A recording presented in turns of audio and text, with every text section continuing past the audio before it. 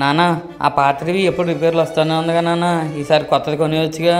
సరేరా, కొత్తది కొందాంలే అయితే. నాన్న కాలేజీకి రోజు బస్సులో వెళ్ళడం ఇబ్బంది అవుతుందని చెప్పా కదా, స్కూటీ ఎప్పుడు కొనిస్తావు? ఈ దీపావళి కొనేద్దాం నాన్న, ప్రామిస్గా. రే నాన్న, నా మందులు కూడా అయిపోయాయి, అవి కూడా తెప్పించు. సరేమ్మా, నెలకి సరిపడా మందులు ఒకేసారి తెప్పిస్తానులే. భోలా శంకర్ల వరాలు బాగానే ఇస్తున్నారు. ఇంట్లో నెల అయ్యేసరికి ఎంత ఖర్చు అవుతుందో అర్థమవుతుందా? కాత్యాయని, నువ్వేం కంగారు పడకే. గవర్నమెంట్ ఇప్పుడు జిఎస్టీని భారీగా తగ్గించింది. టీవీ లాంటి ఎలక్ట్రానిక్స్ కొనాలంటే 4,000 నుండి 10,000 వరకు తగ్గించింది. 2 వీలర్ కొనాలంటే 10,000 వరకు సేవ్ అవుతుంది.